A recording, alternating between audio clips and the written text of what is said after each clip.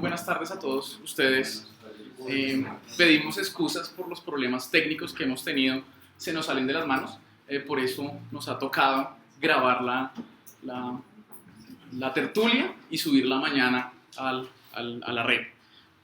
Hoy en nuestra cuarta tertulia dentro del ciclo de tertulias denominado La dinámica del juicio oral en el sistema penal acusatorio, técnicas desde una perspectiva norteamericana, nos acompaña la doctora Laura Acosta Zárate. Ella es abogada de la Universidad del Rosario con profundización en Derecho Penal en la misma casa de estudios. Adelanta estudios de especialización en Ciencias Penales y Criminológicas en la Universidad Externado de Colombia. Es profesora asistente en varias universidades. Obtuvo el primer lugar entre aproximadamente 1.600 estudiantes de 90 universidades en el concurso de técnicas de juicio oral organizado por el Departamento de Justicia de los Estados Unidos y la agencia USAID.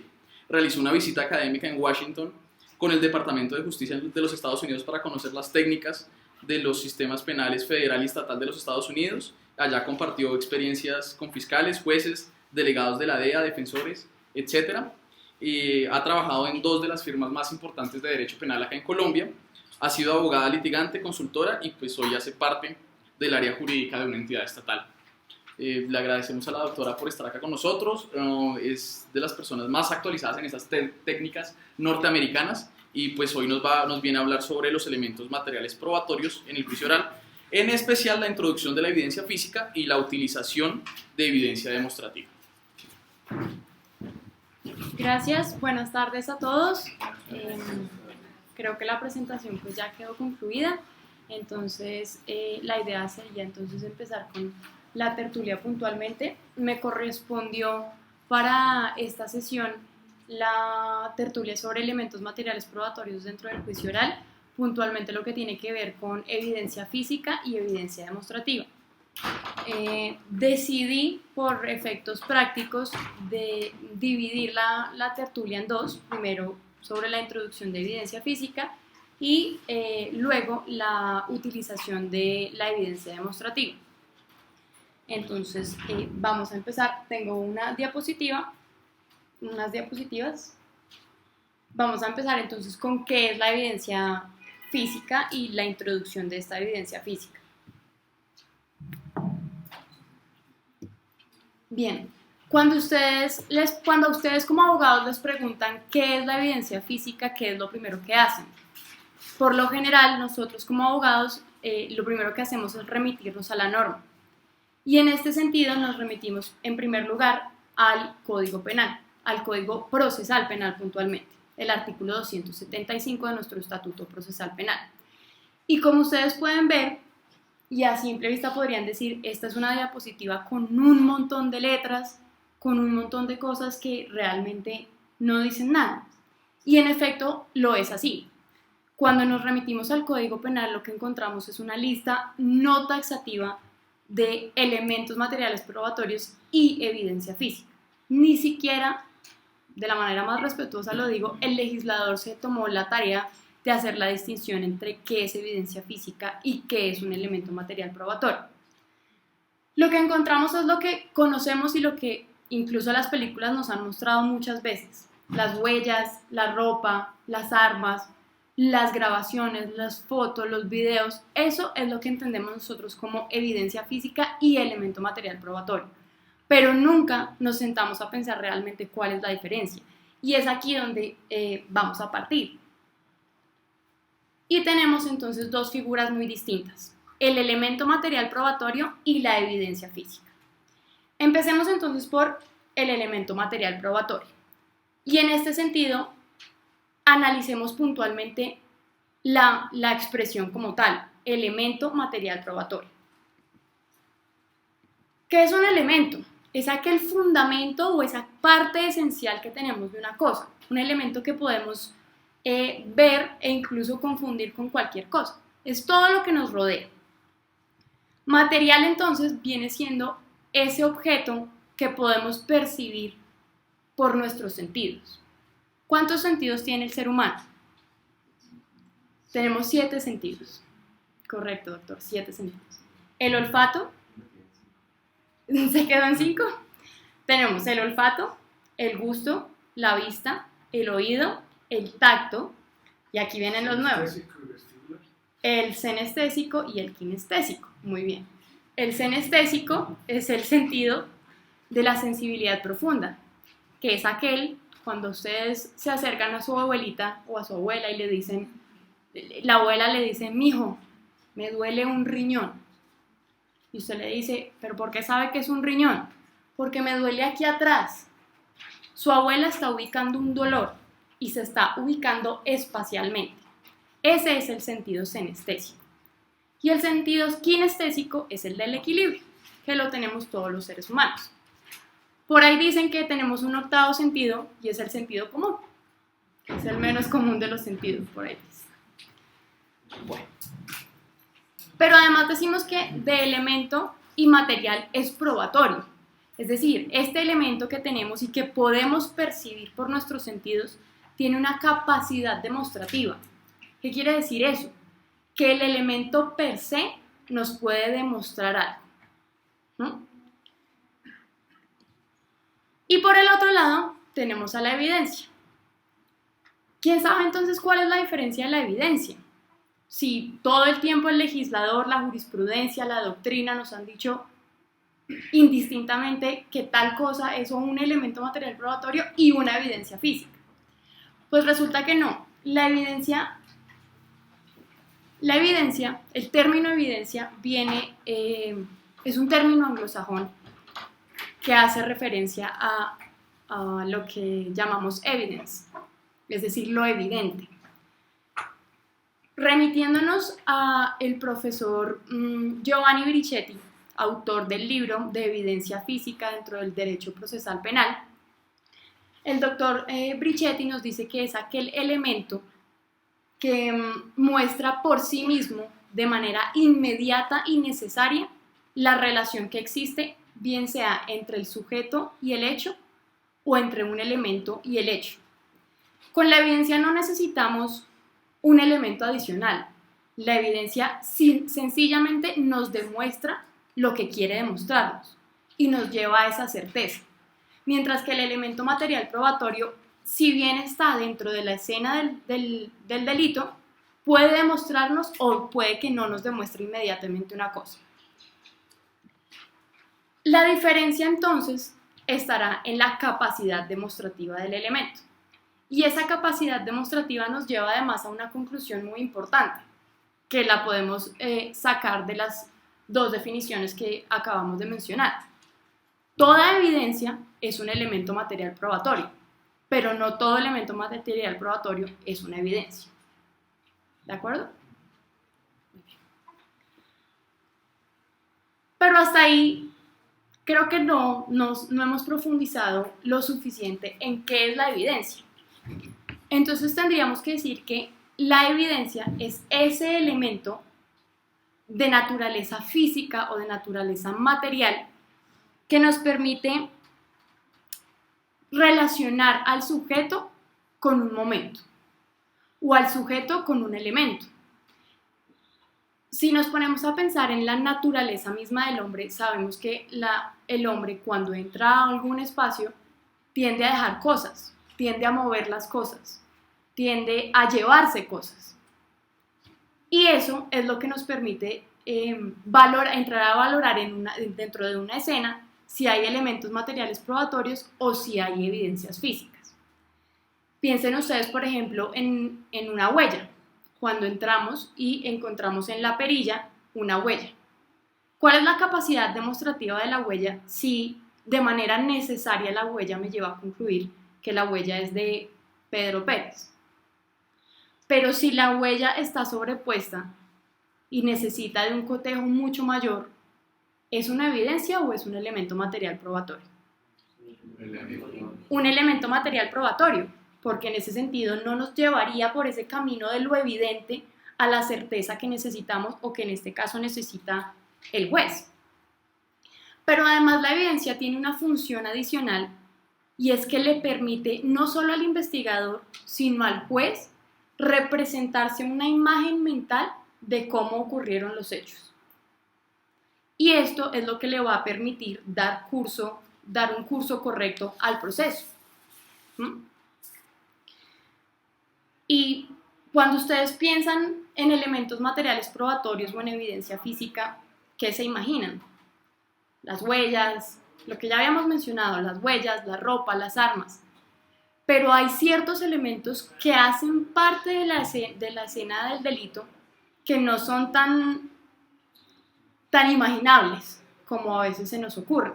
Piensen ustedes, por ejemplo, en un carro, que es de una dimensión muchísimo más grande que la que puede ser, por ejemplo, una prenda de vestir.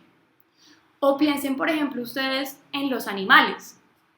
Un profesor mío, al que respeto profundamente, tenía un caso muy particular en donde había un animal que estaba entrenado para cometer delitos.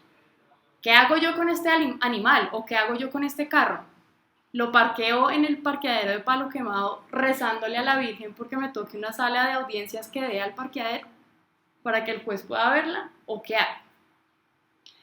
Y este es uno de los debates más interesantes dentro de la técnica norteamericana. Los que saben de técnicas en Norteamérica dicen que lo que hay que llevar a las audiencias es una fotografía o un video sobre este macroelemento. Imagínense ustedes lo imposible que puede ser meter un carro a una sala de audiencias. Pero y entonces acá nos surge una duda adicional. ¿Qué es lo que voy a incorporar? ¿La foto o el vehículo? ¿Qué creen ustedes? Vehículo a través de la foto. El vehículo a través de la foto, correcto. Y si yo voy a introducir el vehículo a través de la foto, surge una cuestión adicional. ¿Es necesario que un experto en fotografía tome esa foto? ¿O simplemente, no sé, piensen ustedes en el dueño del carro? ¿Ese dueño del carro puede tomar la foto? Cualquiera la puede tomar, pero para que tenga cierta credibilidad, debe pasar por un año de perito, de una persona que tenga conocimientos de fotografías. Sí. Igual pasaría como con el análisis de la letra, ¿no? Su testimonio que lo dé un grafología. Pues supongo que puede ser algo similar a eso, ¿no? Pero atento a escuchar. Gracias. Sí, en principio lo que se dijo es que efectivamente un profesional en fotografía debía ser quien tomara esa fotografía, porque el interrogatorio, como ustedes lo vieron la semana pasada, versará entonces en esa acreditación y en esa credibilidad que tenga la persona respecto de la foto o respecto de las técnicas de fotografía. Sin embargo, en Estados Unidos se dice que cualquier persona que haya tenido contacto con el vehículo puede dar pie para la introducción de esa evidencia. Y vuelvo yo al caso del dueño del carro. Si es mi carro y llevo con él 8 años, sé cuánto consume en gasolina, sé cuánto es el cambio de aceite, sé todo, pues será muy fácil que yo también pueda acreditar la existencia del carro, la propiedad del carro, y en ese sentido pues no se necesitaría un fotógrafo especializado. Ahora, las objeciones respecto de esa foto pues serían evidentes, ¿no? Si no la tomó un fotógrafo, yo como defensora o como contraparte atacaría esa foto. La foto no me dice nada si no la tomó un experto en fotografía. Eso es, digamos, la otra cara de la moneda. Pero la base es que cualquier persona puede tomar esa foto. Bueno, ¿qué pasa también? Otro escenario, ¿qué pasa también con los documentos públicos? ¿Deben ser incorporados por un experto o simplemente por ministerio de ley, al presumirse auténticos, entran a ser parte de ese acervo probatorio? Sí, se presume su autenticidad, pero la pregunta va más allá. ¿Necesito de un experto para introducirlo? Pues depende. La buena respuesta del abogado. Depende. Me ha pasado dentro de las audiencias y he visto muchas audiencias en donde surge este debate de si el documento es auténtico, pues yo no necesito de alguien especializado en el documento para incorporar. Pero también está el contraargumento de que puede ser un documento auténtico, pero aún así necesita de una acreditación como elemento material probatorio o como evidencia física que puede llegar a ser. Eso se lo dejamos a nuestros jueces de la República que determinen en cada audiencia si es lo uno o si es lo otro. Y obviamente a ustedes como litigantes si deciden dar la pelea por lo uno o si deciden conformarse con lo otro, lo que también les quede mejor para lo que necesiten, ¿no? Pero además tenemos una tercera figura que es la prueba. La diferencia entre esos elementos materiales probatorios o esas evidencias físicas y las pruebas. Y yo sé que la mayoría de los que están aquí presentes conocen cuál es la diferencia entre una y otra, pero también tenemos unos asistentes nuevos que no son tan cercanos a la diferencia que existe, por ejemplo, entre la Ley 600 y la Ley 906. Y en ese sentido, pues es válido hacer un pequeño repaso sobre el manejo de la prueba entre esos dos escenarios. Y para empezar a hablar de eso, entonces tendríamos que hacer referencia en que el proceso de incorporación de la prueba, bien sea en la Ley 600 o en la Ley 906, es muy distinta. En la Ley 600 hablábamos de una producción de la prueba, mientras que en la Ley 906 hablamos de la construcción de la prueba. Y si ustedes se ponen a pensar, en la Ley 906, en el sistema acusatorio oral, lo que hace que ese sistema sea de construcción de la prueba es ese mismo debate probatorio que antes tal vez no se manejaba igual. Y dentro de la primera etapa de producción y de construcción de la prueba, entonces cuando hablamos de Ley 600, hablamos de la petición de la prueba. Cuando hablamos de Ley 906, hablamos de descubrimiento de la prueba. Y para las personas que aún están comenzando en este mágico mundo del penal, deben saber que el descubrimiento en este caso lo hace la Fiscalía dentro de la audiencia de acusación y la defensa dentro de la audiencia preparatoria. Existe una excepción muy importante cuando la defensa debe hacer su descubrimiento en la audiencia de acusación. ¿Cuál es? Pregunta de preparatorio.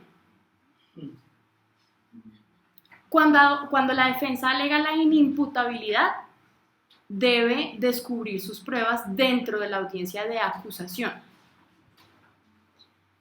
En la ley 600, no existía todo esto. Simplemente, la ley 600 estaba regulada por un principio de permanencia de la prueba. Es decir, la prueba hacía parte del proceso sin necesidad de hacer todo el debate probatorio. Simplemente, como lo vamos a ver más adelante, había un proceso de asunción de la prueba, en donde la prueba simplemente se incorporaba o se hacía la asunción de la prueba al proceso. La segunda etapa, tanto en ley 600 como en ley 906, es el decreto de la prueba. El doctor Ricardo Mora Izquierdo, psiquiatra de la Universidad del Rosario y profesor de la Universidad Externada de Colombia, señala que no se debe considerar como decreto de la prueba, sino como ofrecimiento de la prueba. ¿Por qué? Porque es el momento en el que las partes literalmente están ofreciéndole al juez qué es lo que van a llevar a juicio. Y es aquí donde se determina si todos aquellos elementos materiales probatorios y todas las evidencias físicas que yo descubrí en la audiencia precedente, me las voy a llevar al juicio. No necesariamente me las tengo que llevar todas, sino las que yo quiera llevarme. Y hablamos ahora sí de la asunción. La asunción, entonces, como lo veníamos diciendo, es ese momento en el que en la ley 600 la prueba se incorpora al proceso sin más ni más. La asunción en la ley 906 vendría siendo la incorporación de la prueba, que es todo lo que vamos a ver más adelante respecto de las técnicas de juicio oral y de las técnicas para incorporar. Finalmente, entonces está la práctica. En la ley 906, para practicar la prueba se necesita de la presencia del juez, del defensor y del fiscal. ¿Para qué? Para que se surta ese interrogatorio cruzado en donde se debatirá sobre la prueba. Pero entonces surge la pregunta, ¿cuándo se convierte el elemento o la evidencia en prueba? ¿En qué momento entra ese elemento a materializarse en la prueba? Y aquí volvemos a la misma respuesta. Depende. Depende de qué teoría ustedes se acojan. La teoría creo que mayoritaria es que el elemento se convierte en prueba cuando el juez acepta el elemento como incorporado. Es decir, ese momento en el que yo como abogado le digo, su señoría, solicito que el elemento material probatorio marcado con el número tal se convierta en prueba dentro de este juicio oral y dependerá de la decisión del juez. Si la admite, se convertirá en prueba. Si no la admite, pues seguirá siendo un elemento o una evidencia. Pero existe además una segunda teoría que es mucho más interesante y que me ha puesto a cuestionarme sobre todo lo que aprendí en el pregrado y en el posgrado, y es la prueba se convierte en prueba hasta que el juez se convence de que es prueba. Es decir, el juez tiene que hacer un proceso psíquico y de valoración de la prueba y a partir de ese proceso decidirá si el elemento es una prueba o no lo es. Y a partir de eso, dependiendo de las pruebas que él determine como pruebas, establecerá si el sujeto es condenado o no lo es. Pero entonces, ¿hasta qué momento sé yo cuáles son pruebas? Si el proceso psicológico lo hace el juez allá, aislado de los abogados. Simplemente podré saber qué es prueba hasta la lectura de la sentencia, en donde me digan cuáles elementos efectivamente se convirtieron en prueba y cuáles no. ¿Hasta ahí alguna pregunta? Listo. O sea, disculpe. Señor. Esta es la audiencia preparatoria. Todavía se desconoce si realmente esa evidencia se convierte en prueba. Correcto.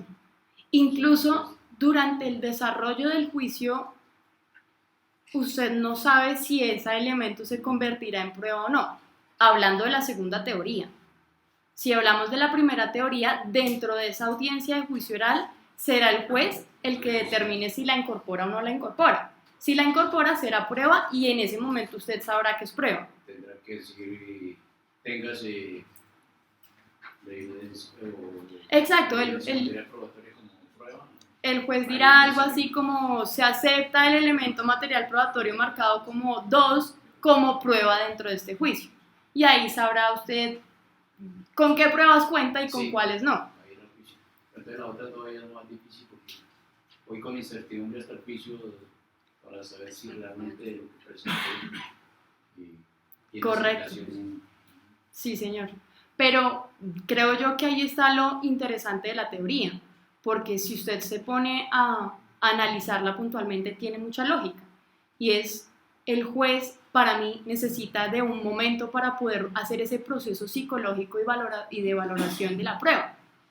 Y a partir de eso, entonces, sabrá qué tiene como prueba y qué no tiene como prueba. Mientras que en el juicio, pues, pueden pasar muchas cosas, puede dejarse llevar por muchas otras, y puede tomar una decisión que tal vez no sea la mejor respecto de la prueba. Señor. Pues pueden ser inválidas, cada una de ellas pueden ser excluidas en su momento oportuno y con los criterios con los que debe acordar para lograr alguna clase de prueba que va a la sentencia. Correcto, correcto. Claro que lo de la exclusión pues lo hace antes al juicio, ¿no? Pero sí. Bueno, si bien este segmento de esta tertulia es sobre la incorporación de la evidencia, pues entonces adentrémonos un poco en el tema de la incorporación. ¿En qué momento se introduce o se incorpora la evidencia física? Dato curioso, dato coctelero, aquí la mamá de uno de los músicos más grandes de toda la historia, el señor Michael Jackson, en uno de sus tantos juicios orales. ¿En qué momento se introduce la evidencia física? En el juicio oral, como lo veníamos diciendo. Y surge, como el doctor lo estaba anunciando antes, el cuestionamiento sobre la audiencia preparatoria. Desde la audiencia preparatoria yo estoy cuestionando sobre la prueba. Dentro de la audiencia preparatoria me estoy preguntando si esa prueba puede ser o no puede ser prueba. Estoy hablando de su ilicitud, estoy hablando de su ilegalidad, estoy hablando de si viola derechos humanos, estoy cuestionándola desde un momento anterior al juicio oral. Pero realmente el momento en el que se surte todos los pasos para la incorporación de la prueba es dentro del juicio oral. Y esto podría hacer parecer que la evidencia o el elemento material probatorio tiene una calidad mucho mayor y mucho más importante que la del testigo. Pero la idea no es entrar a clasificar la importancia del uno y del otro. Y si ustedes se ponen a pensar y se preguntan, ¿cuál es más importante, el testigo o la evidencia? ¿Qué creen ustedes?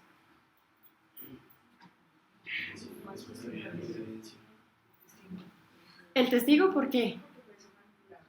Porque puede ser manipulable. El testigo es mucho más cuestionado. El testigo puede tener intereses propios, puede haber perdido la memoria, puede estar simplemente mintiendo, mientras que la evidencia es un elemento, como lo vimos, un elemento material y un elemento que podemos percibir. El elemento no nos va a mentir per se. Pero entonces no podemos entrar a hacer esa clasificación entre qué es más importante, porque si ustedes se fijan, la evidencia o el elemento material probatorio no tendría el mismo valor jurídico si no fuera por el testigo. ¿Por qué? Porque dentro del juicio oral, que es el momento en donde se introduce la evidencia, esta evidencia se debe introducir a través de un testigo. No hay forma distinta de hacer llegar la evidencia o el elemento material probatorio al proceso si no es a través de un testigo. Y es esa la diferencia más grande con la ley 600, como lo veníamos hablando ahorita. Entonces, si ustedes se dan cuenta, existe esa balanza. Si bien el testigo me puede mentir, me puede estar lleno de intereses subjetivos, demás, la evidencia no me genera ningún peso si no tengo al testigo. Sí, y disculpe, ese testigo puede ser de oídas. No. Cuando nosotros revisamos la normativa colombiana respecto al derecho penal, está prohibida la prueba de referencia. Existen unas excepciones respecto de esa prueba de referencia, que es la misma prueba de oídas que usted estaba mencionando. Y son, si mi memoria no me falla, respecto de secuestros, desapariciones forzadas, unas situaciones en donde realmente, pérdida de memoria, donde realmente es imposible que el testigo declare. En esos casos sí puede haber una persona que surta las veces del testigo que se está tratando de interrogar. Pero las limitaciones del interrogatorio serán mucho mayores. yo no le puedo preguntar a Juan sobre unas cosas muy específicas que solamente sabe Pedro que está secuestrado. Juan me hablará sobre la entrevista que rindió Pedro en el año pasado, pero no le puedo preguntar más allá porque entonces entraríamos a jugar con la prueba de referencia.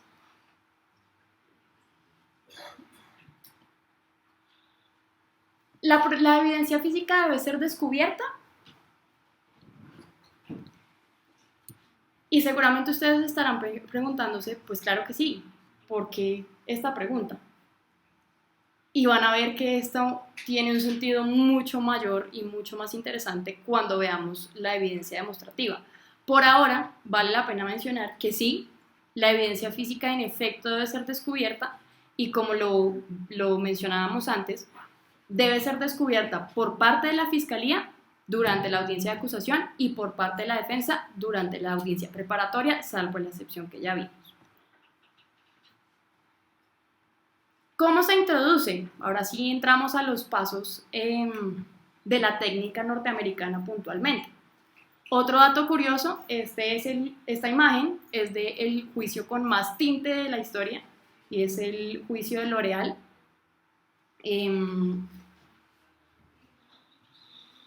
Y pasamos entonces a los pasos para incorporar. El primero de ellos, y es uno de los más importantes porque es donde surten las mayores objeciones respecto a la incorporación de la prueba, es establecer las bases probatorias. ¿Qué tengo que hacer yo para establecer las bases probatorias? ¿Y qué tengo que hacer yo para poder introducir una evidencia? Lo más importante de todo es, uno, conocer a la perfección el elemento que yo estoy tratando de introducir. Y aquí, pese a que seamos abogados, tenemos que conocer, si vamos a tratar de introducir un arma, tenemos que conocer de pe a pa las calidades de un arma, las consecuencias de un arma, el desarrollo, la fabricación de un arma, todo lo que nos sirva sobre este elemento.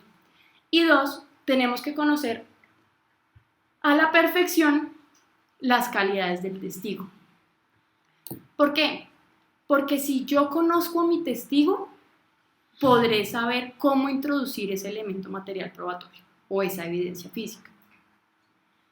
Y entonces de pronto ustedes se van a preguntar, ¿qué hago con el testigo de la contraparte?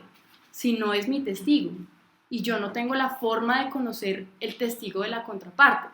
Claro, mi testigo, yo tengo una proximidad con mi testigo siempre. Puedo preguntarle dónde vive, puedo preguntarle qué hace, puedo tener una conexión con él que me permita saber quién es y que me permita sobre todo saber cómo introducir ese elemento. Pero ¿qué hago con el testigo de la contraparte? Y es ahí donde entran las W questions, que son el segundo momento para establecer las bases probatorias, que surgen también de una expresión anglosajona y son todas las preguntas que empiezan por W en inglés, que en español vienen siendo las qué, cómo, cuándo, dónde. Y estas son las preguntas que me sirven a mí para sentar las bases probatorias. Entonces volvamos a la problemática del testigo de la contraparte. Si yo formulo estas preguntas a mi testigo de la contraparte y él me dice que es un médico con 20 años de experiencia, que tiene especialización en la Universidad Javeriana, en la Universidad del Rosario, en la Universidad del Bosque, que pasó 3 años de su vida en Senegal entregándole agua a los niños más necesitados. ¿Qué puedo concluir yo de ahí? Uno, que es un médico súper experto, que sabe muchísimo de medicina. Dos, ¿cómo? Que tiene experiencia, tiene mucha experiencia, tiene 20 años de experiencia. Y tres, que le gusta ayudar. Gastó un montón de tiempo de su vida entregando ayudas en Senegal a los niños. Y ahí, como abogado, yo me voy forjando una idea del testigo que tengo enfrente. Y ahí es que sé si me sirve o no me sirve para introducir un elemento material probatorio en una evidencia física. Y es que esto es absolutamente necesario porque muchas veces mi testigo no me sirve para introducir algo, porque mi testigo no ha tenido proximidad con el elemento, mi testigo no conoce del elemento. Entonces, si el testigo no tiene estas bases, pues simplemente mi elemento se me caerá y no podré introducirlo como prueba. Pero de pronto el testigo de la contraparte sí lo sabe y sí tiene ese conocimiento y esas bases. Entonces tengo yo que tener esa habilidad para conocer en un momento de 5 preguntas quién es mi testigo. El tercer momento para sentar las bases probatorias, y digo yo que es el momento que divide el interrogatorio de incorporación en dos, en donde el abogado es el protagonista y en donde el testigo pasa a ser el protagonista, es el número 3, que es la pregunta que me determina si el testigo tiene la capacidad o no de volver a reconocer el elemento. De nada me sirve a mí entregarle un arma a mi testigo si me dice no sé qué es, no sé qué es esto. Y por eso es que se le pregunta, si usted lo volviera a ver, ¿podría reconocerlo? Y es ahí donde entra a jugar el papel protagónico el testigo. Ya el abogado pasa a un segundo plano. El cuarto punto, que es el permiso que se le solicita al juez, es muy... queda al arbitrio de cada uno, porque realmente pues las formalidades en Colombia puede que sí pasen como puede que no. Si ustedes lo desean, pues pueden pedir permiso al juez para seguir con los otros procesos, con los otros pasos. ¿Y cuáles son esos otros pasos? El segundo de ellos, bueno, ya establecimos las bases probatorias, ¿cierto? Ya sabemos quién es, de dónde viene, qué hace, qué facultades tiene. Ya en el juez quedó la idea de sí, me sirve este señor, o sí, me sirve este testigo. Y ya el testigo me dijo, sí, puedo reconocer el elemento. Es el momento preciso para pasar a incorporar el elemento. Pero antes de eso, yo como abogado necesito marcar el elemento. ¿Para qué? Esto es cuestión de organización, no solamente para el abogado, sino para el juez. Porque posteriormente, como lo van a ver en la conferencia de la otra semana, las pruebas pueden ser utilizadas durante el alegato de conclusión. Y yo no puedo decirle al juez, su señoría, necesito el arma tal. Es mejor decirle, su señoría, necesito la prueba número 3. O su señoría, necesito la prueba número C. Depende de cómo la marquen. Y para esto es necesario entonces llevar un elemento, una marcación, perdón. La marcación es distinta de la del elemento material que la de la prueba. Yo marco mis elementos del 1 al 5, si tengo 5. Y la numeración de la prueba la dará el juez. Porque mis pruebas no son las únicas que entrarán a juicio. También tengo las pruebas de la contraparte. Y si la contraparte ya ha logrado introducir ciertas pruebas, pues mi prueba no va a ser la prueba número 1, va a ser tal vez la prueba número 6 o la número 20. Entonces, necesito llevar esa organización. El tercer paso es el traslado a la contraparte. Tengo que mostrarle mi elemento a la contraparte para que la contraparte haga las apreciaciones correspondientes. Y el cuarto punto entonces estará en mostrarle el elemento al testigo. Y aquí surgen unos subpuntos en donde el testigo es el protagonista. El primero, evidentemente, el testigo tiene que entrar a reconocer qué es lo que se le acaba de entregar. El segundo es la descripción que el testigo tiene que hacerle al juez. Esto también nos genera un cuestionamiento adicional y es cuando ustedes le entregan un elemento al testigo, el testigo lo primero que hace es mostrárselo al juez. La técnica norteamericana dice que el testigo no debe mostrarle el elemento al juez, por la sencilla razón de que su explicación debe ser tan buena, tan nutrida, que logre generar en el juez esa imagen de qué es lo que tiene el testigo en las manos. Y además porque si el testigo muestra ese elemento al juez, el juez inicia a hacer una valoración antes a la valoración que supuestamente debe hacer después del elemento para llegar a una conclusión. Es decir, está contaminando al juez. Y el tercer punto es la acreditación o la mismidad del elemento. Debe preguntarle el abogado si el elemento se encuentra en las mismas condiciones o en las mismas circunstancias respecto de cuando lo encontró. ¿Por qué? Porque aquí aparece una de las figuras que más nos gusta en Colombia y es la cadena de custodia. El elemento pudo haber sido alterado desde el momento 0 en que el testigo lo encontró hasta el momento 18 en donde fue llevado a audiencia. Y tristemente hay que reconocer que en Colombia esto pasa todo el tiempo.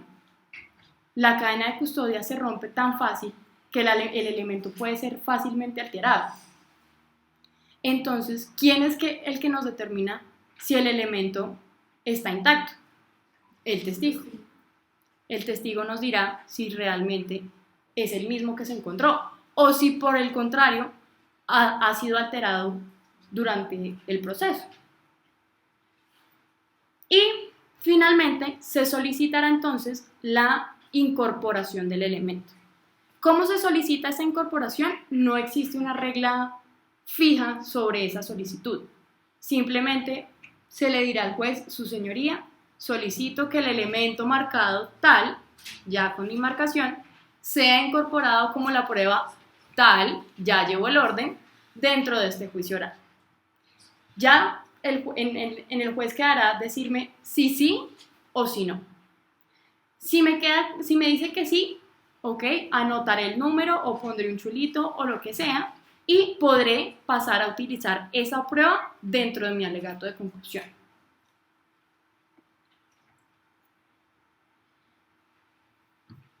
Bien, estos son tips que son tips, quedan en ustedes si los adoptan o si no.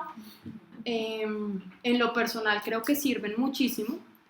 El primero de todos, pues ya lo habíamos hablado, y es conocer muy bien el elemento, además porque es muy interesante aprender de cada cosa, de armas, de medicina, de cuadros, de etcétera, etcétera, etcétera. Y cuando uno conoce tan bien el elemento, pues puede manejarlo mucho mejor.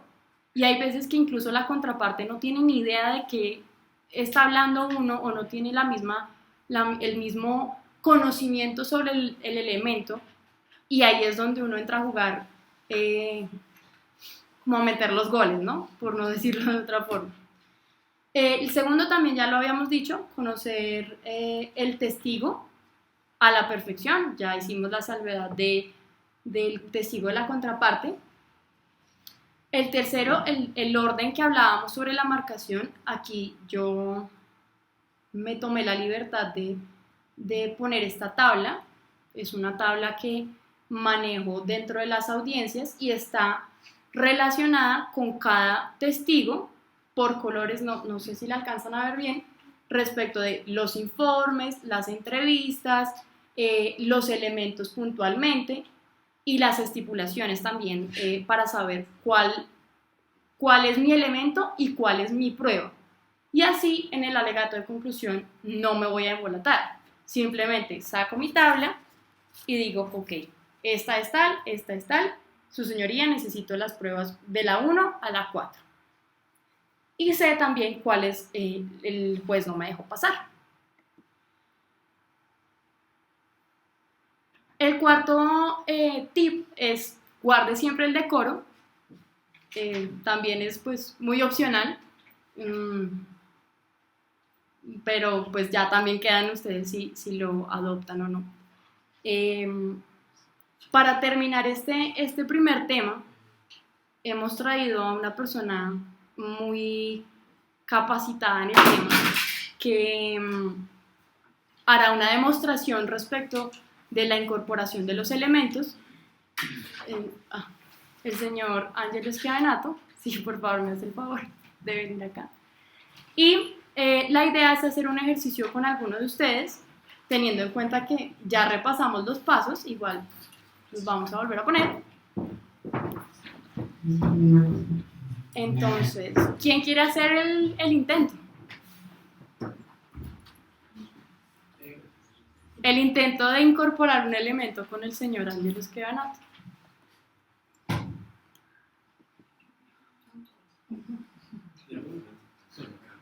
Vamos.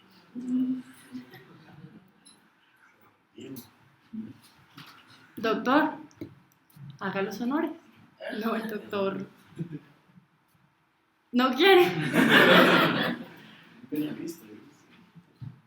Muy bien, muchas gracias, doctor. ¿Su nombre, doctor? Jaime Moreno. El doctor Jairo Moreno nos hará. Entonces, doctor, acá está su elemento material. Puede abrirlo, puede hacer lo que usted quiera con el elemento, salvo dañarlo. O usarlo. Sí. Y él es el testigo para Y introducirlo. ese es su testigo. También están todos los pasos aquí, por si... Y la doctora la juez. Y la... Sí. Señoría, buenas tardes. Quisiera que se escuchara en esta audiencia el testimonio del doctor Ángelo, quien fue la persona que recaudó la evidencia número 1 con la que cuenta la defensa para probar mi teoría del caso. Quisiera, su señoría, poner de presente que cuento con este elemento material probatorio en el que se recaudó unos elementos pertenecientes al vehículo, materia de los hechos y a un arma de fuego que fue incautada o fue obtenida luego de la llegada de la policía a la escena de los hechos. Quisiera en primer lugar pues acreditar al testigo. Quisiera que nos contara quién es usted, qué profesión tiene, qué estudios sobre el tema ha desarrollado y la experiencia que ha adquirido en el cargo que desempeña y en qué institución está trabajando en el momento. Gracias, doctor. Vamos a ir entonces haciendo retroalimentación. Ustedes son la contraparte del doctor Moreno. ¿Qué le vieron al doctor? Señor. Como vemos, pues pienso yo que una sugerencia que dimos fue, en vez de lanzar todas las preguntas, no sería mejor como hacerlo puntual para que pues le quede más claro como toda la acreditación que usted le manda, no sería mejor que usted preguntara uno por uno y que se intercalara pregunta-respuesta antes de preguntar, pienso yo. ¿Cómo se llama esa objeción? Pregunta compuesta, correcto. Doctor, esto no es nada personal, ¿no? Es un ejercicio. Pero eso lo ve uno en el palo quemado totalmente diferente. Claro, claro. No. Ya son experiencias que uno adquiere a raíz. Claro, porque no. eso también depende del juez. Entonces muchas veces se desconcentra el juez con que pregunte ¿y dónde nació? ¿Cuándo cumplió? ¿Qué hizo? Y cuando dice su secundaria, ya cuando llegamos a la 10ª pregunta ya el juez está así. O incluso usted puede ver que el juez... ¿A dónde va este señor con tanta pregunta de él? Entonces eso también es parte pues del manejo que tiene que uno tener en ese tipo de audiencias. Claro, no, de acuerdo. Sí. Incluso usted puede ver cómo el juez a veces se toma la atribución y le pregunta absolutamente todo. Ya uno va estachando las preguntas porque ya las ha hecho. Y totalmente salido De contexto, correcto. porque él es una parte y él no es una parte y él es... por lo que tienes que velar es por los derechos de cada uno. Exactamente. igual, como estamos hablando de técnica de juicio oral, pues entonces vale la pena hacer como la salvedad Sí. que hizo el doctor Juan Camilo. Sí, en esto la dificultad que hemos tenido los abogados ya veteranos en estas guerras es que en las facultades nunca nos enseñaron esto. Entonces nos ha tocado a raíz de la implementación de la ley de 906 y todo el sistema que se dice penal acusatorio, pues irnos ahí metidos ir aprendiendo este tema que es muy complicado, porque el abogado está enseñando a hacer su memorial y a pensarlo 15 días antes de lo que iba a hacer al juez. Ahora le toca a usted 2 minutos y si se le pasó el término, murió. Entonces a veces en esto, interrogatorios, y no somos organizados. Como dice la doctora, estas bases que fueron implementadas o son implementadas en el sistema anglosajón, nosotros no las utilizamos. Claro. Los gringos llegan con su maletica, llegan con su fuelle, ellos llevan todos sus elementos materiales bien organizados, uno llega con un paquete y empieza ya a reiterar, empieza a desbaratar. Entonces esas son cositas que tengo que aprenderse es con los chicos que están hasta ahora en las universidades empezando y se implemente sobre todo la orilla, porque es que es otro problema, no hay profesores que conozcan este tema a fondo. Bueno, humildemente aquí estoy para eso. Entonces, doctor, su testigo. Entonces ya él se presentó y se acreditó y ya sabemos que es un perito experto, y entonces señalaría que sirva de tenerlo como perito experto. Y le dirá la siguiente pregunta es si recuerda por qué razón se encuentra usted aquí pidiendo esta declaración. Porque recolecté, vale, y rotulé un arma que encontré en una camioneta en la llanta izquierda en la avenida 13 con calle 15. ¿Usted nos podría indicar en qué fecha aproximadamente fue que ocurrió esto? Claro que sí, pasó, yo lo recolecté como dice en el rótulo el 17 de enero del 2008. No sé si ya puedo mostrarle a él si él reconoce este. Ahí está la pregunta. ¿O quién me quiere decir que va? Descripción del arma. La pregunta sobre, ¿estaría usted en la capacidad ¿Estaría usted en capacidad de reconocer esa arma que usted recogió en el lugar de los hechos? Claro que sí. ¿Se puede sacar el arma? Claro. En la parte de adelante. No, hasta ahí. Así nomás. Permiso, señoría, para acercarme al testigo. Contraparte. ¿Ninguno va a objetar? ¿Qué faltó? ¿No les han violado una cosita por ahí? El traslado. Sí, claro, traslada a la contraparte. Tal vez el nerviosismo del momento. Ay, que no digo nada, pues paso. Sí, y así como pasan las audiencias, si ellos no dicen nada, usted tranquilo. Sí, lo que yo comentaba hace 2 minutos. Bueno, ¿reconoce el arma? Sí, efectivamente es un Smith & Wesson calibre .22 con número interno 9246. ¿Usted nos podría decir si esa fue el arma que usted recaudó el día que nos comenta? Por supuesto que sí, lo dice en el rótulo. ¿Llenó usted o usted fue la persona que inició la labor de cadena de custodia con ese elemento? Claro que sí, siguiendo el código único de cadena de custodia. Otra pregunta. Bueno, contrainterrogatorio de la parte y señoría, una vez cumplamos con la ritualidad, solicito respetuosamente que esta evidencia sea tenida como prueba de la fiscalía para demostrar los hechos que aquí Señora, yo estamos. quiero preguntarle una cosa, doctora. Señor. O sea, como Señora. estamos yéndonos a la práctica, Muchas gracias, doctor. cuando ha pasado ya más de un año, o sin embargo durante el año, he visto en la mayoría de las audiencias que le pasan el escrito a la persona que se está interrogando y dice, puede leer tal, donde está subrayado, donde está resaltado. Casi siempre se hace o se hace como está haciendo el. Bueno, Yo me eso- gusta que se le pasa el escrito y se le dice, ¿podría leer usted donde está resaltado? ¿Es cierto o no es cierto lo que está ahí? ¿O Claro, es cierto lo que eso está ahí? hace parte de una técnica distinta a la incorporación que estamos hablando hoy, y es la técnica de impugnación de credibilidad. Es decir, el señor Angelo Schiavanato me ha dicho que tiene 30 años de experiencia, que de esos 30 años 10 ha trabajado con el CTI, que fue director del CTI Cundinamarca, que es el funcionario ejemplar que todos quieren seguir, ¿cierto? Listo.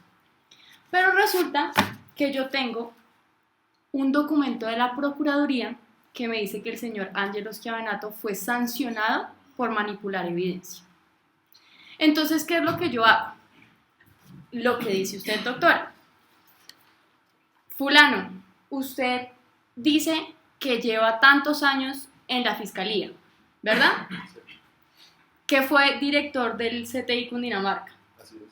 que es un funcionario ejemplar, Sí. pero usted nunca ha sido sancionado. Solo una vez, pero muy poco. No, ¿verdad? Él se va a lavar las manos. No, yo nunca, pero si yo soy el funcionario estrella. Entonces, ese es el momento en que usted entrega el documento. Señor Angelo Schiavanato, ¿me puede leer el tercer párrafo? Y el señor Angelo Schiavanato lee el tercer párrafo y, oh sorpresa, dice: sanción por 1 año por manipulación de evidencia. ¿Qué quedó en la mente del juez? Que ese señor es un mentiroso. No te quería dar. Se impugnó la credibilidad. Pero entonces sí, doctora, sí me ve la diferencia. Una cosa es la incorporación de evidencia y otra cosa es la impugnación de credibilidad. Yo en ningún momento, gracias doctor, nunca voy a incorporar esa entrevista o ese documento de la Procuraduría. Simplemente lo voy a utilizar para eso, para impugnar credibilidad. Sí. Sí, pero no es lo que yo le quería decir. Ah, señora. Lo que pasa es que estuvimos en una audiencia la semana pasada y se llamó un teniente coronel. Tipo, ya han pasado 2 años, los muchachos siguen guardados, los uniformados. Y el teniente coronel decía: no recuerdo. Entonces se pasó al hecho de, ya la anterior nos dijo no recuerdo, entonces tenemos que decirle, pues no, tenemos que recordarle la memoria, pues sí, ha pasado tiempo, pero el teniente coronel nos está desviando la situación. El interrogatorio, tuvimos que entonces recurrir a lo que yo le digo, al escrito donde él ya había dado su informe. Sí, podemos alegar que sí, podía alegar de que ya habían pasado 2 años, no se le olvida. Bien, ahora sí ya entendí, ya, qué pena. No, yo voy a que no me entendido. Esa también hace parte Sí. de otra técnica de juicio oral, que se llama refrescar memoria. ¿Mm?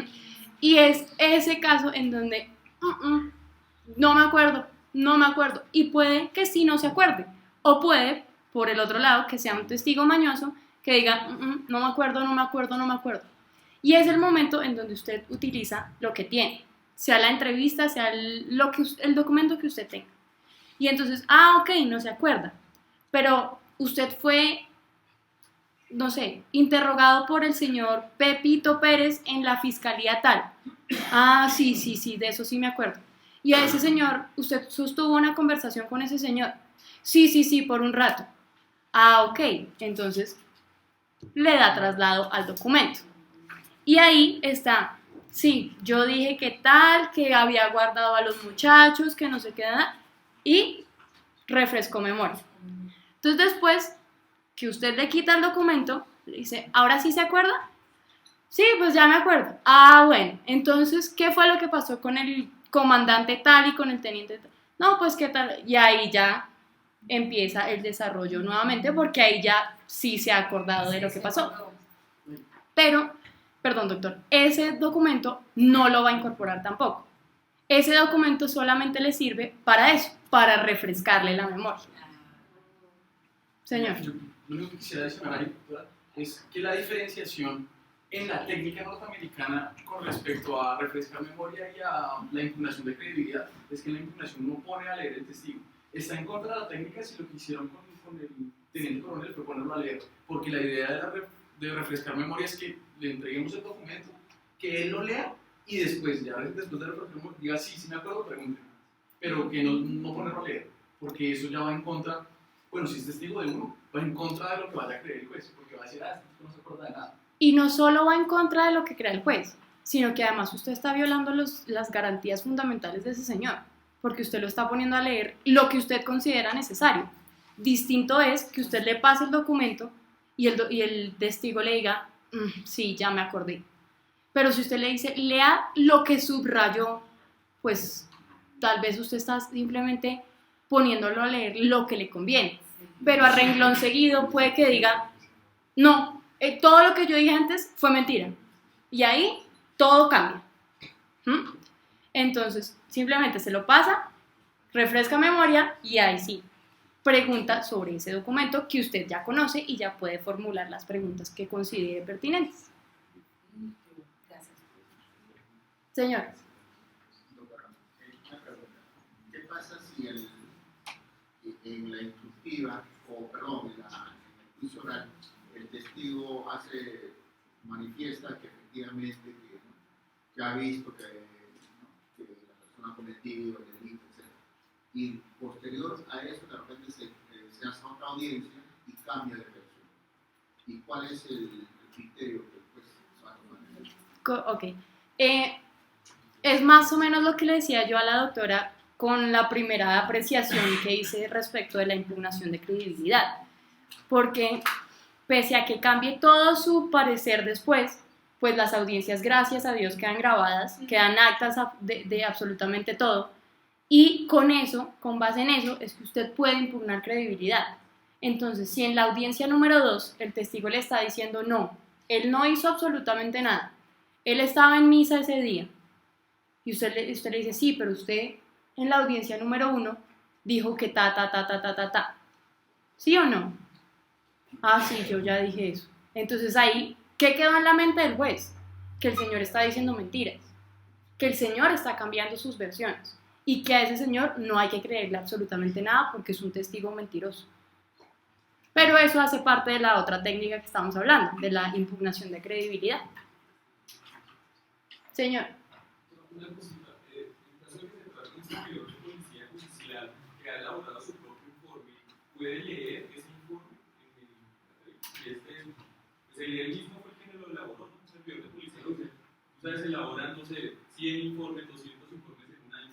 Claro. Hace 3 años. ¿Es viable leerlo o también solo hay que revisarlo y ya está? Bien, gracias.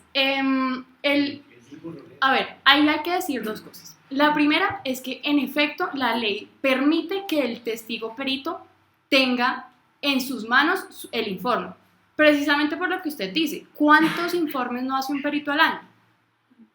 Si la audiencia es 3 años después, pues es muy poco lo que se va a acordar. Pero la técnica dice que el perito debe conocer su informe.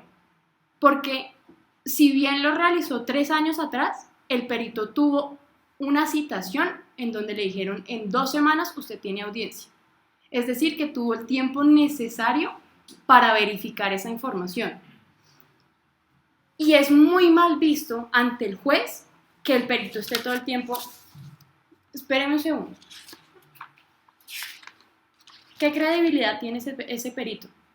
El caso como tal, en la audiencia yo puedo observar si veo que se está leyendo. No. No, sí, porque por ministerio de ley, precisamente, porque la ley faculta al perito para tener su informe. Ahora, la técnica norteamericana, obviamente estoy hablando de códigos muy distintos al código penal colombiano, que incluso entre los de allá se contradicen, porque recordemos que es un sistema federal en donde todos tienen códigos distintos. Hay códigos que dicen que no, que el testigo no puede tener el informe. Y es por eso, por ese principio de honestidad y por ese principio de amor al arte, ¿sí?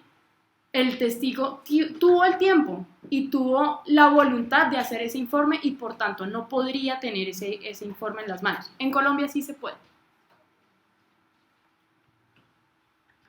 ¿Otra pregunta? Bueno. Pasamos entonces a nuestro segundo tema, que es el de la utilización de la evidencia demostrativa. Y vamos a empezar por el mismo concepto. ¿Qué es la evidencia demostrativa? Pues bien, la evidencia demostrativa es esa evidencia que es construida durante la audiencia. La evidencia demostrativa nunca la voy a llevar yo al juicio hecha, nunca. Y es una evidencia que es original, lo que decía, nunca no ha sido procesada previamente. 2, no ha sido levantada de la escena, no es consecuencia del hecho, no ha servido para cometer el hecho y no se sustrajo de la escena como tal. Y acá lo vemos, no sirvió para cometer el delito, no es consecuencia del hecho, pero que sí nos sirve para unas cosas muy puntuales. Primero, para recrear tal vez una evidencia que ha sido incorporada previamente. 2, para explicar de mejor manera el testimonio del testigo. Piensen ustedes de pronto en un perito muy experto que nos está hablando de medicina, en donde seguramente no vamos a entender ni la mitad de lo que nos esté diciendo. Entonces, este perito tendrá la facultad de poder elaborar dentro de la audiencia esa evidencia demostrativa para explicar de mejor manera la situación que está tratando de comentar. Y 3, la evidencia demostrativa permite dilucidar de mejor forma los hechos ocurridos. No es lo mismo que a mí un testigo me diga, todo ocurrió en la carrera séptima B con 134 en el apartamento 903 después de que... Distinto es que el perito que el testigo se ponga de pie y me diga, esta es la carrera séptima, esta es la calle 134, todo ocurrió aquí, porque es mucho más fácil, no solo para el juez, sino para cualquier ser humano, entender las cosas gráficamente que cuando no las están contando. Bueno, explicar ya lo vimos. Y viene el pedazo que les decía yo en la evidencia física sobre ¿debe descubrirse o no debe descubrirse la evidencia demostrativa? Con la evidencia física dijimos que sí, que en efecto debía descubrirse.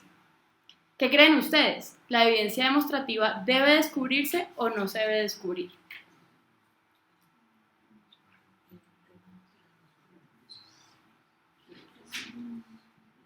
Bueno, creo que la mayoría dice que sí se debe descubrir. Pues lamento desilusionarlos, pero no. La evidencia demostrativa no debe descubrirse. Esto, obviamente, al margen de la teoría norteamericana y de las técnicas de prueba norteamericana. En Colombia es muy distinto. La Corte ha sido enfática en decir que efectivamente la evidencia demostrativa debe ser descubierta en las audiencias precedentes.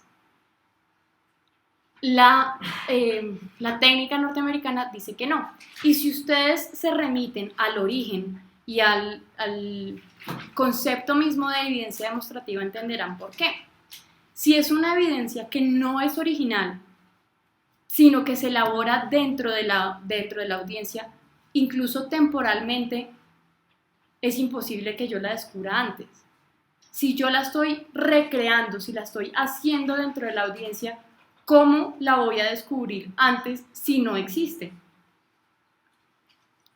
Pero además del argumento cronológico, existe un argumento funcional, y es que la evidencia demostrativa le permite al testigo explicar mejor su dicho o explicar una prueba adicional, y para eso necesito tener al testigo dentro de la audiencia.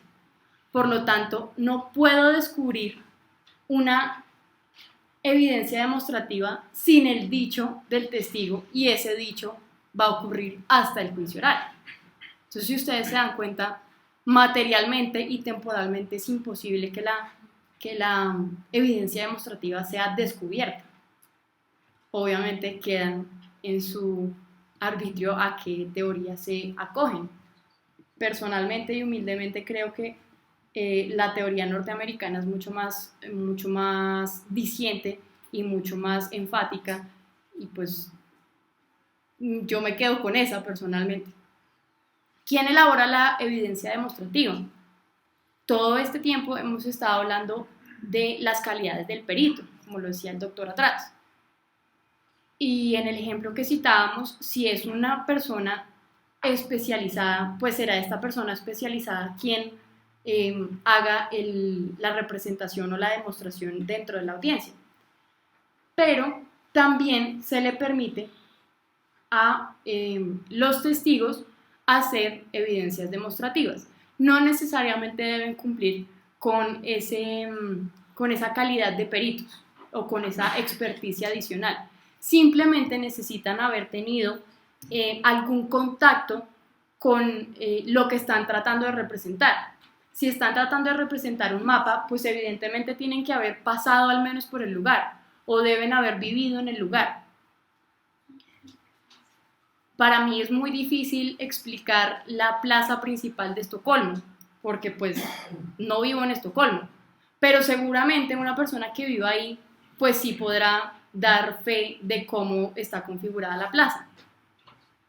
Lo mismo pasa con el perito. Si el perito me está explicando las partes del tambor del arma, pues entonces el perito estará en la capacidad de ponerse de pie y representar gráficamente esas partes del tambor.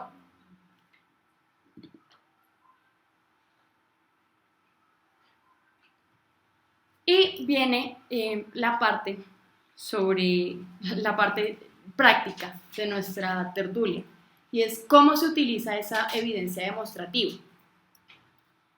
Básicamente casi son los mismos pasos que la evidencia física, con la salvedad de que ya dijimos que la evidencia demostrativa es construida dentro de la audiencia y no es llevada a la audiencia como si lo es la evidencia física.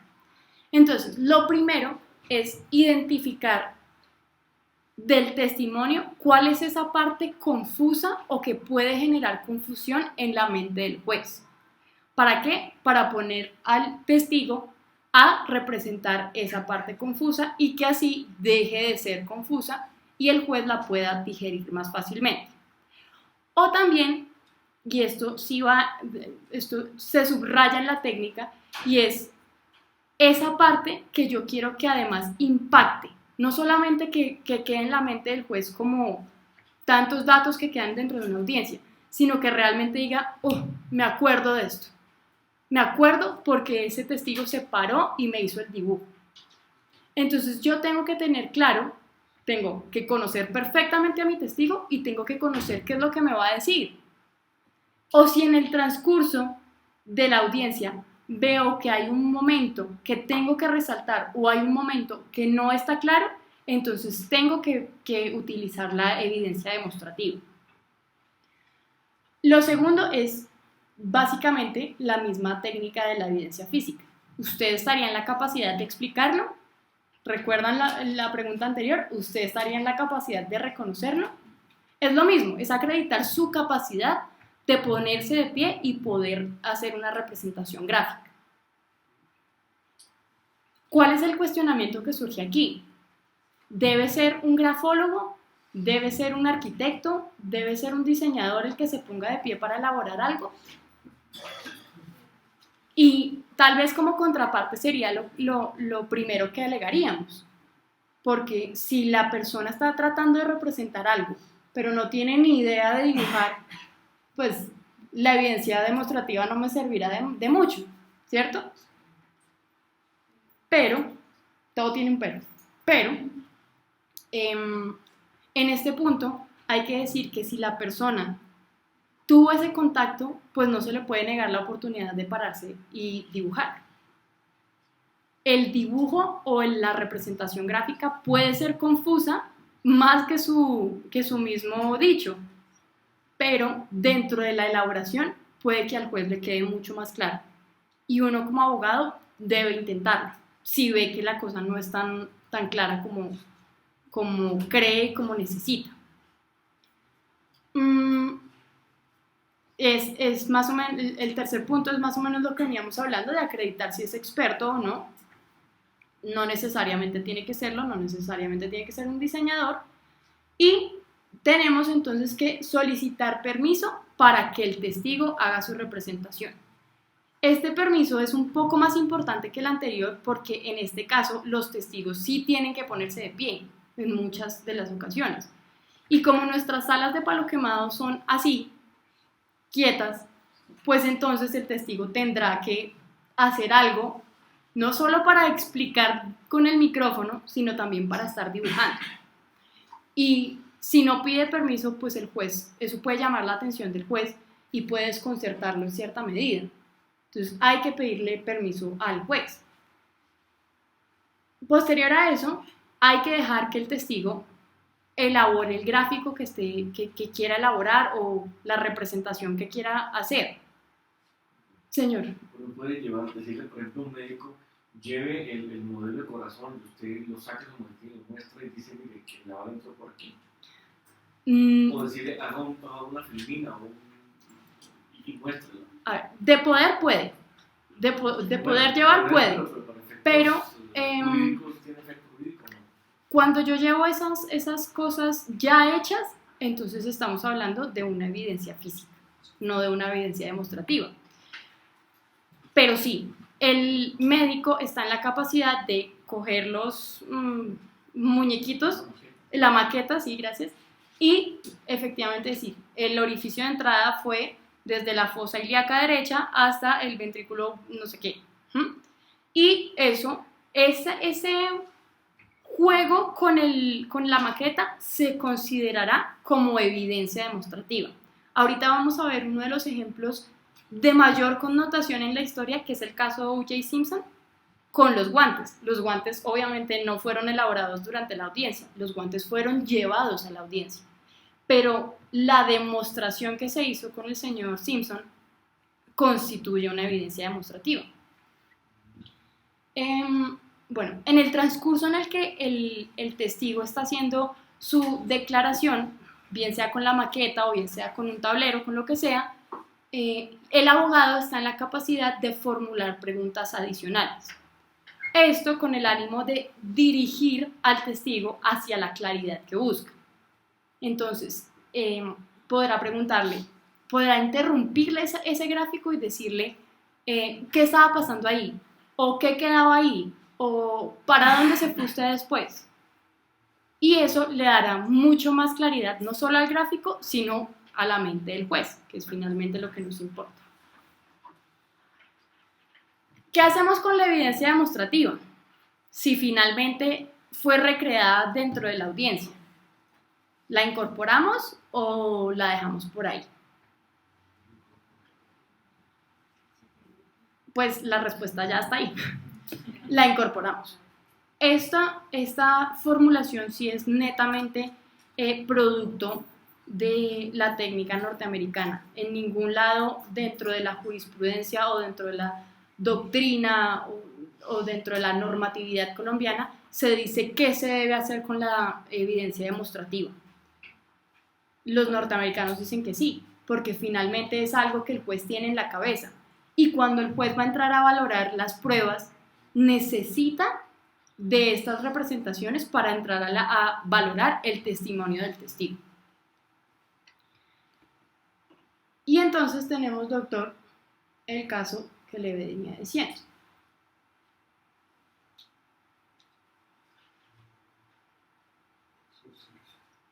Aquí, muy sabiamente, digo yo, los abogados del señor O.J. Simpson llevaron los guantes a la audiencia. Bueno, para quienes no saben, el señor O.J. Simpson fue acusado de asesinar brutalmente a su esposa. Y cuando la asesinó, en teoría, tenía puestos unos guantes negros. En la audiencia, la defensa dijo, esos guantes no son de mi representado. ¿Por qué? No le quedan. No le quedan buenos, le quedan en la mitad de la mano. además de otros argumentos adicionales. Ay. Bueno, el punto es que lograron desacreditar el argumento de la fiscalía que decía que esos guantes en efecto eran del señor O.J. Simpson. Y es ahí donde hicieron la demostración. ¿Por qué? Porque crearon en la mente del juez esa idea de esos guantes es imposible que sean de mi representado. No le quedan. ¿Cómo pudo matar a una persona con los guantes llegándole a la mitad? Entonces, si ustedes se dan cuenta, esas demostraciones no solo le generan una idea más clara al juez, sino que son una herramienta jurídica y una herramienta técnica muy sagaz, porque generan un impacto mucho mayor en el juez y en la audiencia. Y con esto hemos concluido el tema de evidencia demostrativa. Recurriremos también a otro ejercicio para que, si ustedes quieren, practiquen lo que acabamos de ver. Y para eso entonces trajimos al doctor Juan David Cifuentes, médico avesado en la materia, quien hará para ustedes una evidencia demostrativa. Pero para esto entonces necesito otro candidato.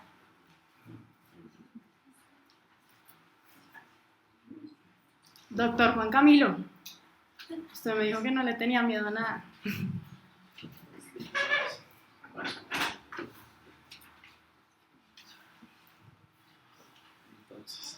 ¿Tiene a su médico, doctor? Mismo caso. El señor es un doctor, un médico, está defendiendo a Pedro Pérez, acusado de homicidio. Ok, perfecto. Entonces, primero me gustaría que usted se presentara. Pues, ¿cómo es su nombre? Mi nombre es Juan David Cifuentes. Perfecto. ¿Y podría contarnos como su base de experiencia académica, por favor? Yo soy médico de la universidad, egresado de la Universidad Nacional. Hice una especialización en medicina forense en la Universidad del Rosario y hice una especialización en tanatología forense en la Universidad Complutense de Madrid, España. Excelente. Ahora me gustaría que usted pudiera darnos más o menos una recreación sobre cómo fue el hecho por el que se está acusando. ¿Cuál fue el hecho del que se está acusando? Entonces, ¿cómo considera usted que fue el hecho que produjo la muerte de la víctima? La víctima murió por 2 impactos de bala, uno en la región oblicua externa del abdomen y otro en el músculo dorsal ancho.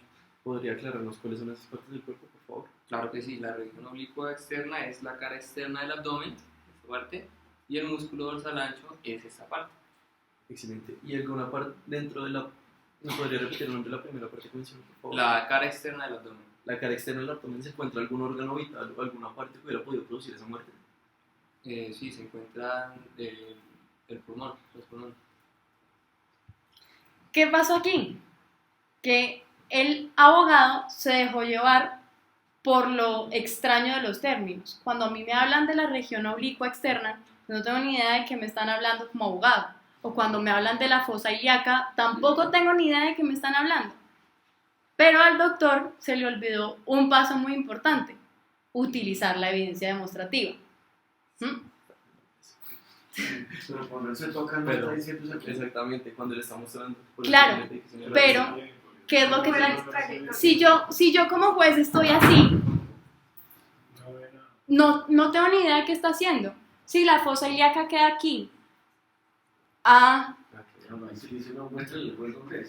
claro, pero como no puede contaminar al juez todavía, entonces ¿qué es lo que usted necesita hacer, doctor?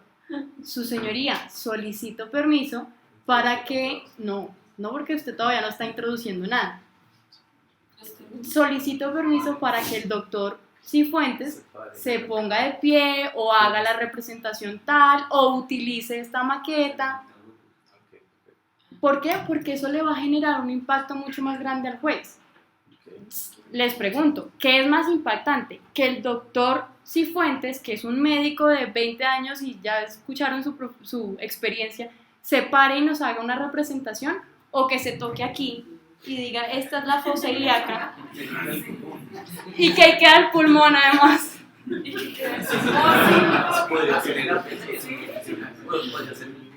Pero bueno, digamos que el doctor Cifuentes dijo que ahí quedaba, no sé, el apéndice. Entonces, Solicita permiso. Solicitaría. Estaría en la capacidad de graficar lo que acaba de decir.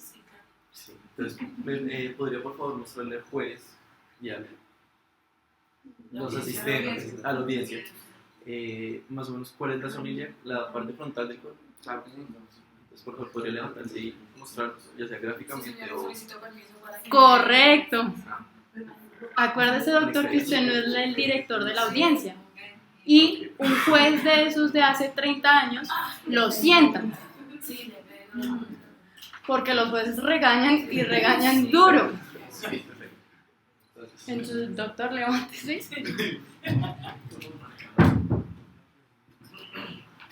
Para este caso, vamos a dibujar una zona dorsal y una zona frontal del cuerpo.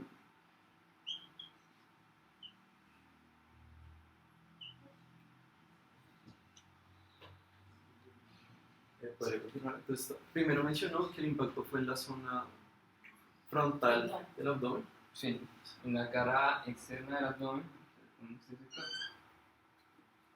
Y usted dijo que atrás quedaban los pulmones. Sí. Me parece necesario porque se produjo una muerte. Claro. Si no no se produciría una muerte.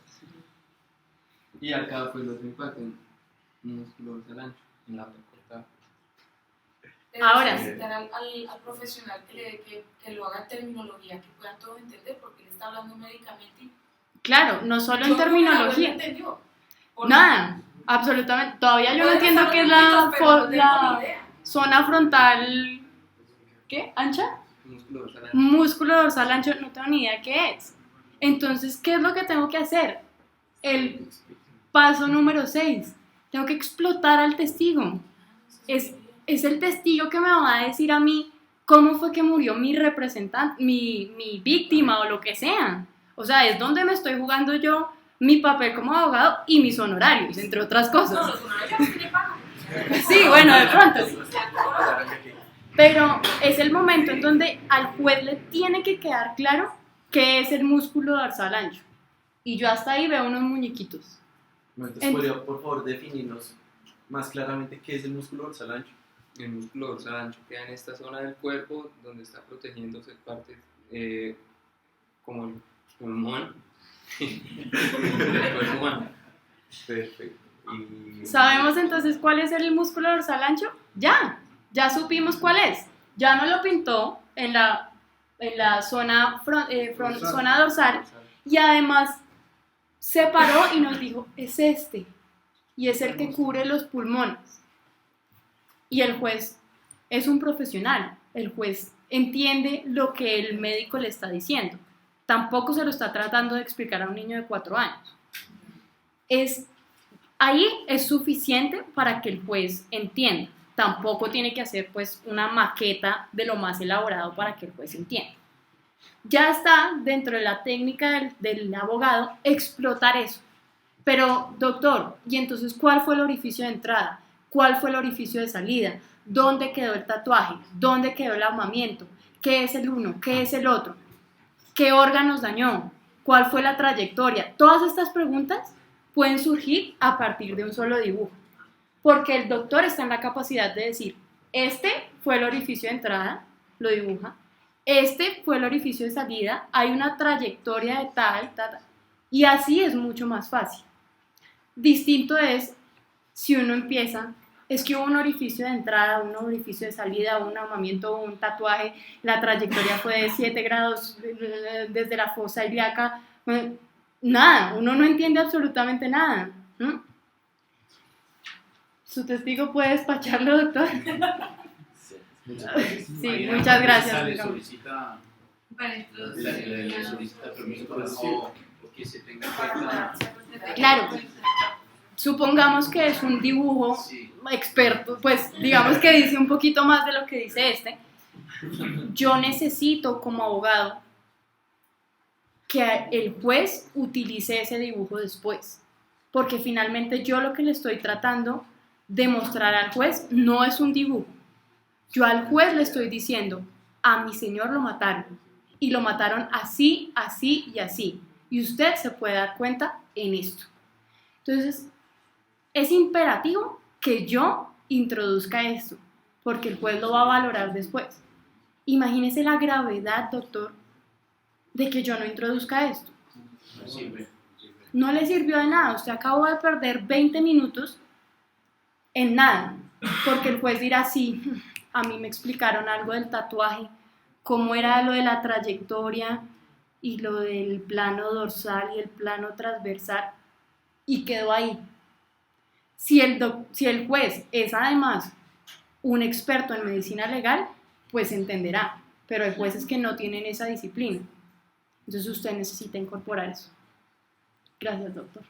La inclinación superior, inferior, sea dorsal, determina mucho cómo esa piel uno está interesado en que sea como le interesa. Claro, uno está interesado en que sea veraz y en que sea puntual. Mucha gente dice, mataron a Jaime. ¿Y cómo lo mataron? Le dieron un tiro en el pecho. Y se acabó. Cuando realmente, cuando se hace la descripción de todo esto, se dice que hay un plano transversal, un plano dorsal, un plano frontal. Desde la medicina legal hay descripciones infinitas sobre esa trayectoria. Y tiene que ser lo más puntual del caso, porque 1 milímetro le puede cambiar a uno completamente la teoría del caso. ¿Qué tal si entonces no atravesó el corazón? ¿No murió? No era, de pronto no era una tentativa, sino otra cosa. Entonces ahí entramos a jugar también con ese tipo de argumentos. Señor.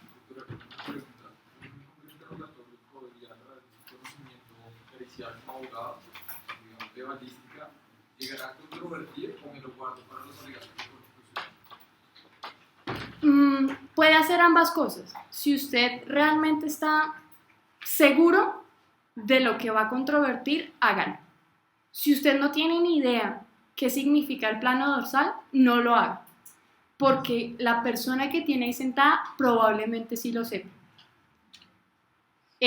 Imagínese, por ejemplo, el caso de los abogados. Si usted no tiene ni idea qué es una sentencia ejecutoriada, no pregunte eso, porque seguramente si usted tiene un abogado enfrente, le aseguro que lo va a saber. Lo que puede hacer es que si usted está seguro de eso, pregunte, y de las respuestas que va obteniendo, usted va construyendo su alegato de conclusión. Y será el momento del alegato de conclusión el momento exacto en donde usted explote eso. Entonces, en el alegato de conclusión, usted dirá, el médico me dijo que tenía 20 años de experiencia, me dijo que tenía una especialización en la Universidad Complutense y me dijo que el pulmón quedaba por acá atrás. Eso es un argumento del alegato de conclusión. No es un argumento del contrainterrogatorio, porque si usted le dice a su testigo dentro del contrainterrogatorio, doctor, pero es que usted me dijo que el pulmón quedaba aquí, muy seguramente el testigo, para salvarse y para salvar a su abogado, va a decir, sí, lo que pasa es que ese señor sufría del síndrome de Huntington, que es el que se le caen los pulmones, y ahí quedó usted perdido, porque usted no va a saber de eso, no va a saber del síndrome de lo que él se invente, ni va a saber si eso es verdad o es mentira. Entonces usted está corriendo un riesgo muy grande. Es mejor que lo exploten al alegato de conclusión y lo haga ver como un médico mentiroso o como un médico que no está preparado. Bueno, finalmente pues agradecerles muchísimo su asistencia, su participación, a las personas que hicieron el ejercicio, pues, señor. Sí. ¿Está el médico acá? Sí. No es médico, claro. Pero sí, bueno, supongamos. Sí. Doctora, ¿cómo se maneja que veo que maneja mucho penal, cómo se maneja cuando hay un proceso donde hay un menor y lo está tratando el psiquiatra, pero no es el psiquiatra, ¿cómo se le denomina? ¿Psiquiatra infantil? ¿Psiquiatra que sí se le Denominación exacta pues no sabría, pero sí es algo así? un psiquiatra especializado en menores de edad, en niños, en Pero si no lo está infancia. manejando un psiquiatra infantil, sino que es un psiquiatra. No pasa nada, No pasa porque nada. igual, recuerde usted que uno de los requisitos para ser psiquiatra es ¿qué? Ser médico. Sí. Y los médicos inevitablemente habrán pasado al menos por pediatría. Y al ser psiquiatras además conocen de todas las técnicas a utilizar dentro de ese tipo de interrogatorios. Entonces el psiquiatra, por su experiencia y por su experticia, sabrá que las preguntas que le hace a una persona de 40 años no se las puede hacer a una persona de 4 años. Yo creo que obviamente es mucho mejor que un psiquiatra especializado en infancia realice ese tipo de procesos. ¿Cómo lo hago, doctora? Lo solicito porque ahí lo van a sentar a... Correcto, lo tiene que solicitar. Dejo que él dé su declaración y digo que no me sirve, ¿cómo lo manejo? ¿Deja al psiquiatra dar la declaración o al niño? No, al psiquiatra, porque el psiquiatra es el que está... Ok. Bueno, ahí pueden pasar varias cosas. Si usted permite que el psiquiatra, que no es especializado en niños, vaya a la audiencia y dé su interrogatorio, si usted ve que algo anómalo está ocurriendo en donde el psiquiatra le dice, no, es que este niño tenía un delirio de celotipia y tiene 4 años, pues seguramente tal vez no va a estar diciendo la verdad, o tal vez su diagnóstico va a ser un poco errado. Y ahí es donde entra usted como abogada a impugnar la credibilidad o con el contrainterrogatorio a tratar de sacarle más cosas. Igual lo que le digo, el psiquiatra tiene la capacidad de hacer ese tipo de interrogatorios, no necesariamente pues tiene que tener una subespecialidad en niños, porque finalmente sí tendrá el conocimiento. Así choquen los conceptos, el psiquiatra puede decir que el niño sí fue abusado y la de algo así ocupacional dice que no, que es mitómano. Ok, ya entiendo. Bueno, ahí ya entra la valoración del juez. ¿A quién le creo? ¿Al psiquiatra o a la terapista ocupacional? Y eso ya quedará como en la mente del juez decidir por qué lado se va. Si a mí el psiquiatra me entrega un informe súper detallado en donde me está diciendo que el niño tiene un trastorno con base patológica sobre, no sé, alucinaciones de tal cosa, y la terapista ocupacional me dice, no, es que el niño no duerme bien, pues ¿a quién le creo? ¿Al psiquiatra que me está dando el sustento científico, o a la terapista ocupacional que me está diciendo, no, es que este niño tiene un déficit de atención, nunca me puso atención cuando le hablé? Entonces ya estará en la valoración del juez. Bueno, muchísimas gracias.